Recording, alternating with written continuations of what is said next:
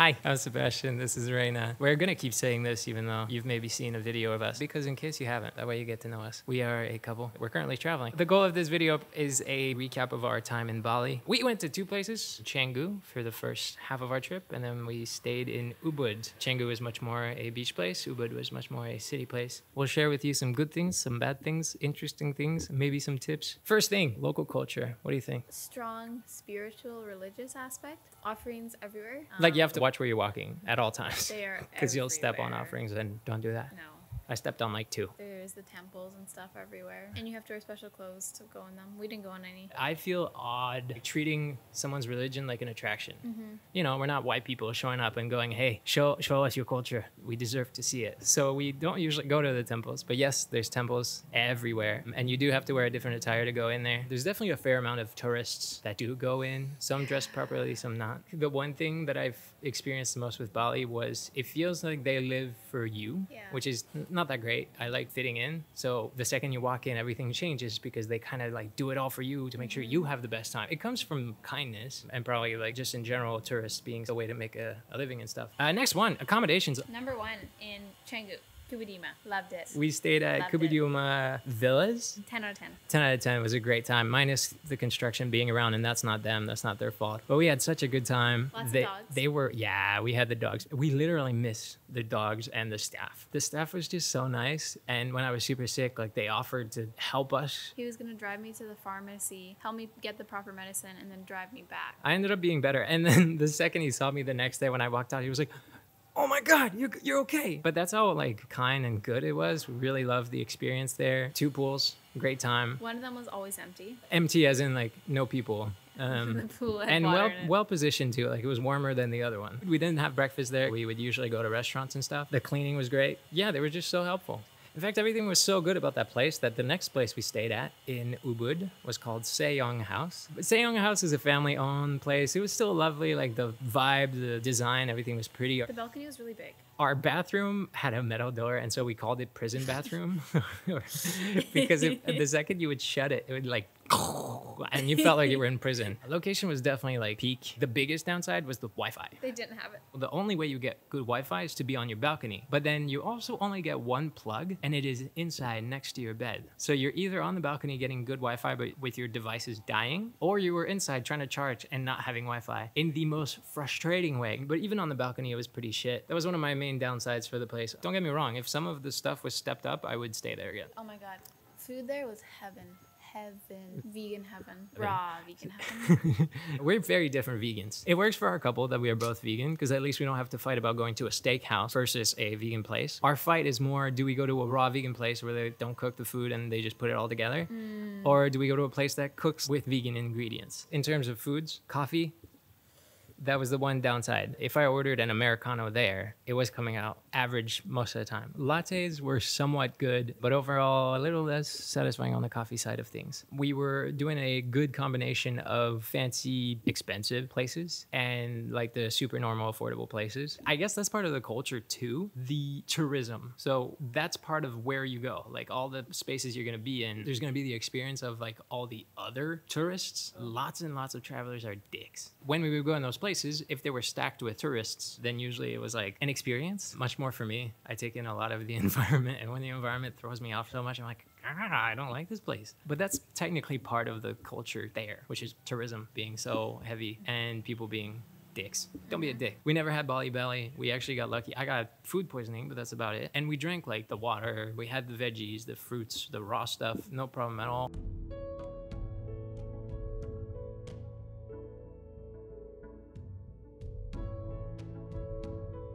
The landscapes in Bali were gorgeous. My favorite, the beach. My favorite landscape is the ocean. How soft the sand was. Where we stayed in Canggu, it's black sands. What about you? Your favorite point of landscape over there? Probably the beach too, because I like the beach. I'm not like a hardcore beach person, but I like the beach. And it was the first time I saw him in the ocean for real. The landscapes were really lovely. We rode on a scooter through the roads, so we got to see like all the little towns, all the little wavy roads, the rice fields. And then there's the city. The buildings are cool. The sidewalk was very tiny. Walking side by side is pretty impossible just because you always have people in the other direction too. Waterfalls.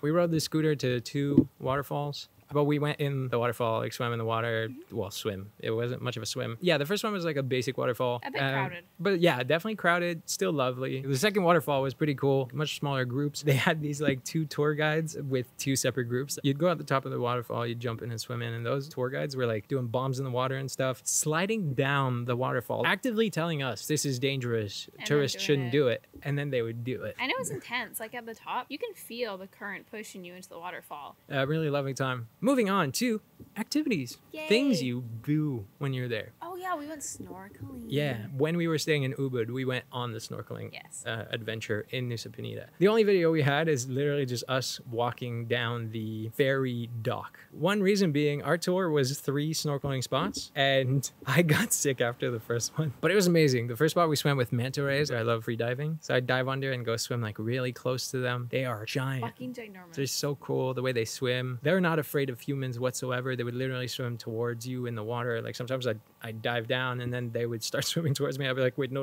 I didn't mean that. They're so big. But then I hopped back on the boat and I wasn't feeling great. Mostly because I swallow salt water. No matter where I swim, I swallow water. It's bad. So I started really feeling like, the second spot when we got there, got in the water a tiny bit, and then I was like, nah, I'm going on the boat. So that's as much as I saw of this snorkeling trip. What did you think of the snorkeling experience? I loved it. I was a bit nervous because it was a bit cold. But then the next 2 were warmer for sure. I didn't really do any like underwater diving the first one, but then the second 2 I did.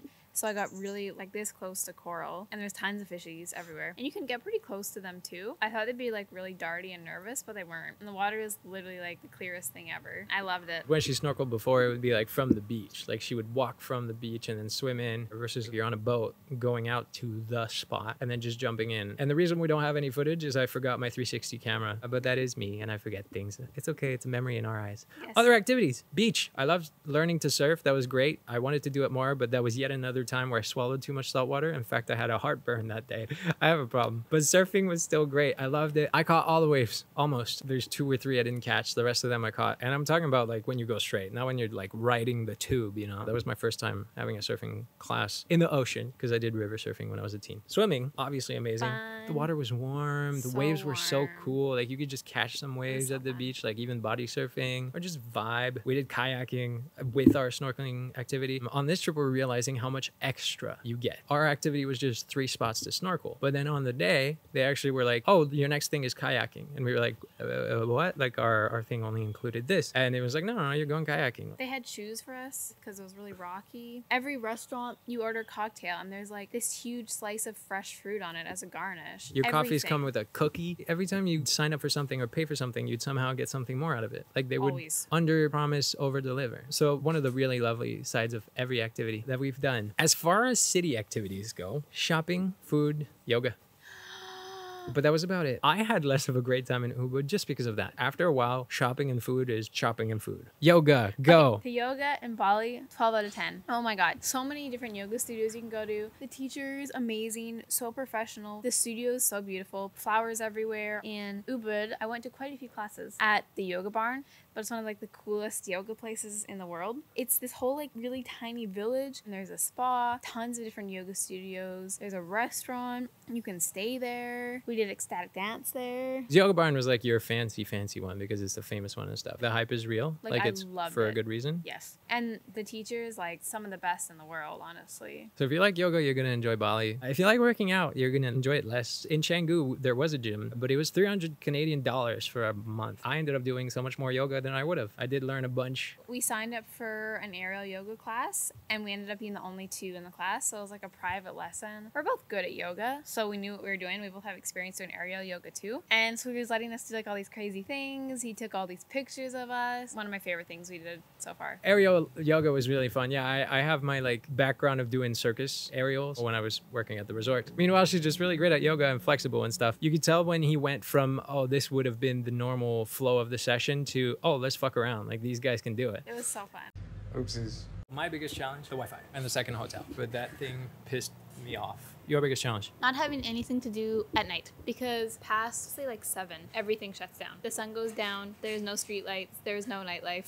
it's all done. And I don't do very well with that. She can't really stand still. So with good Wi-Fi in Canggu, we were at least able to watch a show, watch YouTube, kind of entertain ourselves. In Ubud, we had to try and download something on my iPad while it's on the balcony and then maybe attempt to watch it in the room. So the second place made it especially hard for her to sit still at night because there was nothing going on. There was less going on in Ubud. She had hopes because it's a city. So she was like, oh, this place is probably going to be more popping at night.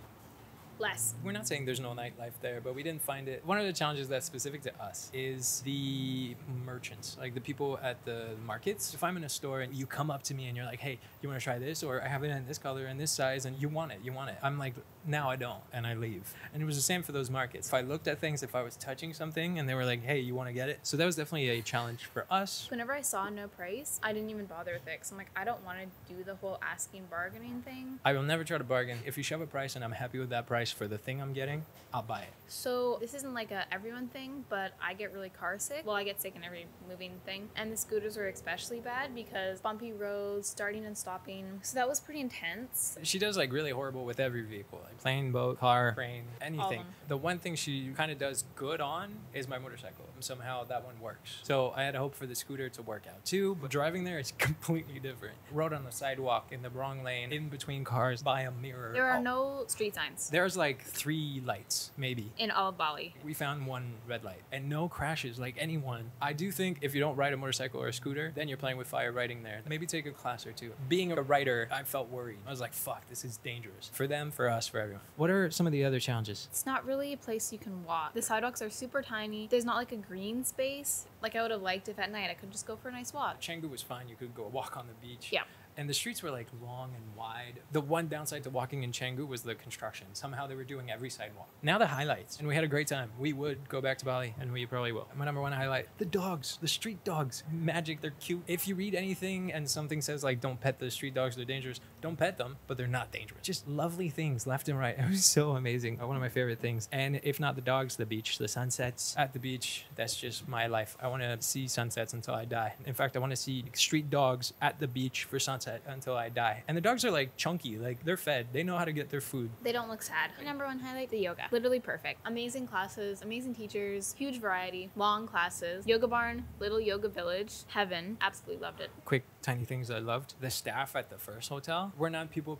We were both finding ourselves thinking, fuck, I kind of want to go visit the staff at the first hotel. Like they were so sweet. We didn't. The scooter ride would have been painful. But some of those people were so lovely. Definitely one of the highlights. We haven't even mentioned the weather was perfect every day. Like it was between 28 and 32 every single day for Celsius. The entire like 33 days. Just sweet ass weather. Yes. If you're one of the people that can't do heat, don't go there. No, it's hot. We definitely saw a lot of tourists that were like, I need things. Meanwhile, we're just like cozy. And every day you just have reasons to go swim. Our reflections. Bali was amazing. I would definitely think it's worth going. I think it's important to know that they're super booming right now. It's like we've carried construction everywhere with us. It's a lot over there. Also, shout out to them though. They're fucking good at it. We would see a building in construction and literally 3 days later, the restaurant's open and people are in there. What? Some of the lessons learned, I think there's a lot of lessons about us, like traveling together. I started near the end to get tired of Ubud in general because it felt like I had nothing. Like once I've seen every store and restaurant, I'm ready for the next part of our trip. I have a bit of a higher tolerance for that. I can go to the same type of store nonstop. Also, I had my yoga. I did tons. I was only doing 1 a day. She would do like 2, 3. So we are different in that regard. I think it's super travelable. Our visa application was easy. If you're worried about anything or like it being difficult or like underdeveloped, maybe it's like scary or too different. It's not. If you're someone that doesn't enjoy people like us, there's definitely something about where you're staying. Central Canggu was popping, like too much, like just scooters left and right. I was happy because we were like 3 streets away from it. And literally the few streets you got away from it, the more calm it was. Yeah. If you're going to Bali, don't think you're going to drive a car. And we took Grab. Grab is their Uber. That's the only app we've needed. The app tracks you for safety. If you veer off the route, which Uber drivers do all the time, right? They will send you a notification being like, hey, what's going on? What is your driver doing? If this is something you're concerned about, you can request a female driver. And you can request a quiet ride and they won't talk. But everyone was really good drivers. Like the few times we took cars, we were surprised at how smooth it was. So Grab is really good. Also for food. I used it as a tool to find vegan restaurants. I looked up the closest to me and then I was like, oh, let's go check out this this place. Or at restaurants sometimes, because the menus are like a little confusing, I would look up the restaurant while I'm at the restaurant to see pictures of their menu. Trick learned. And then some of our tips. This is our new travel companion. Comes everywhere with us. Literally in my fanny pack the whole time. Side tip, buy a fanny pack. Honestly, yeah. They're easier than a backpack. It's better than having your shit in your pocket. But this thingy here, it was hard to find it, but pretty much the situation. But the biggest challenge we had was the Wi-Fi. So every time I was trying to like upload or download something, it was a pain in my ass. So eventually I posted on Instagram and someone said, get yourself a personal Wi-Fi. I did a bunch of research, found this device, which was hard. This was 80 bucks and literally the most worth it 80 bucks I spent on this trip, I think. Hi, we're not in an abandoned mall because I ran out of battery. Last thing I was saying was get yourself a personal Wi-Fi, connect your Wi-Fi calling if you have a smartphone with it, and check with your company. We get to text and call everywhere, and that's life-changing, and unlimited data, worth it. We still do a eSIM for our phone because there's some time where one of us is away from the device. Moving on, so that was my best tip, honestly. If you want to travel to Bali, go for it. It's a fun time. Oh, I guess the one tip, at the airport, book your Grab or your taxi, and do not listen to anyone. Go find the car and say no to everything. I'm someone that doesn't enjoy having to be like, no, thank you, no. Like, I don't like it. I would rather not have it, but you stick to your gun. You just go, no, I already have a ride. I have a ride. Don't give them your phone. Don't show them your phone because they'll be like, how much? And then they'll try to cancel your ride and shit. Don't show your phone because like you can get a ride with a locked price from the airport. But the ones that are at the airport that are going to tell you, oh, just cancel this one. I'll give you the same price. They like stop halfway through and then they change your fare, or they tell you for me to finish the ride, you got to change the fare, yada, yada, versus having the locked price the second you book it. That's my last tip. We are now in Chiang Mai, Thailand. Woo! Here's a little teaser of what the next trip recap will be when we leave this place. If you want to see something, let us know. If you enjoyed the video, like it, subscribe, all the shindigs. Okay, bye!